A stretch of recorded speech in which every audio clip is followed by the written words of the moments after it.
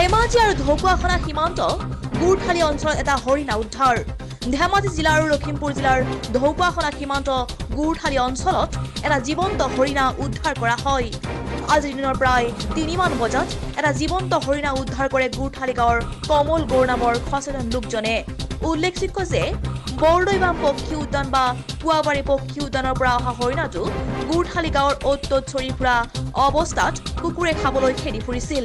কিন্তু সেই মুহূৰ্তত উপস্থিত হৈ হৃদয়বান যুৱকজনে কুকুৰৰ পৰা ৰক্ষা কৰে। অৱশেষত স্থানীয় ৰাইজৰ সহযোগত বন বিভাগৰ লোকক যোগাযোগ কৰা হয়। পিছত উদ্ধাৰ কৰাৰ উদ্দেশ্যে বনৰক্ষী আহিছে বুলি খবৰ পোৱা গৈছে। আমি এটা জীৱন্ত হৰিণা আমি উদ্ধাৰ কৰিছোঁ গুৰথালি গাঁৱত। গুৰথালি গাঁৱত আমি হৰিণাটো উদ্ধাৰ কৰিছোঁ। আমি ফৰেষ্টক খবৰ দিছোঁ। তেওঁলোক এতিয়ালৈ বৰ্তমানলৈকে আহি পোৱাহি নাই। তেওঁলোক যেতিয়া আহিব তেওঁলোকক আমি চমজাই দিম। আমি এনেকুৱা এটা জীৱন্ত হৰিণা আমি গুৰথালি গাঁৱত দেখা পোৱা নাছিলোঁ। তথাপিও আমি আজি দেখা পোৱাৰ কাৰণে আমাৰ বুঢ়াৰ পৰা আমাৰ কণ মইনা ভণ্টি সকলো আহি আমাৰ হৰিণাটো তেওঁলোকে চাইছে। এনেকুৱা জীৱন্ত হৰিণা চাবলৈ আহিছে।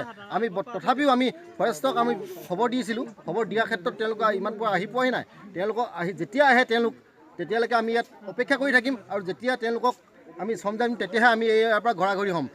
জিলামৰাৰ পৰা Jintu Koch report, news 13 north east Assam.